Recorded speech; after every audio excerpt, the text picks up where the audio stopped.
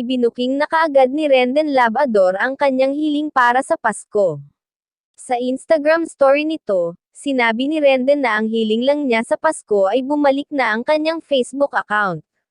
Ang tanging hiling ko ngayong darating na Pasko ay magising ako isang araw at may Facebook na ulit ako.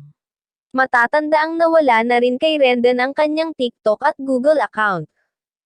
Matatandaang noong nakaraang buwan lang nang magreklamo ang social media personality ukol sa di umano'y pagmamas-report ng madlang people sa kanyang social media account.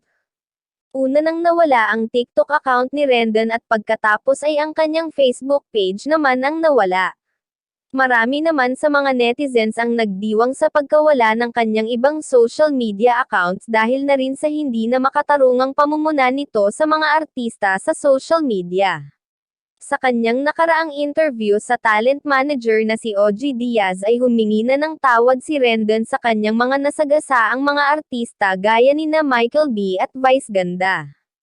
At nung nakaraang araw tila dininag na ang hiling ni Rendon bago magpasko bumalik na ang kanyang FB account, at ito ang kanyang sinabi. Kamusta kayong lahat Pilipinas? Kamusta po Facebook? Nakabalik na po tayo, maraming salamat sa suporta.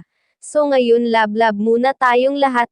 Ang sarap sa feeling na nagbago na, iba parang gusto kong tumulong, gusto ko mag-charity, gusto kong tumulong, it's time to give back, kasi magpapasko na rin, sana love muna tayo, magkaisa muna tayo, sa lahat po ng influencer, sa lahat ng taong bayan magkaisa muna tayo at ngayong araw gusto ko mahalin kayo. A few moments later. Pero ang mali pa rin, hindi porket nagbago na tayo ay itutolerate po natin ang mga maling gawain siguro medyo sisitahin ko pa rin kayo, pero lalambangin ko kayo, aniya.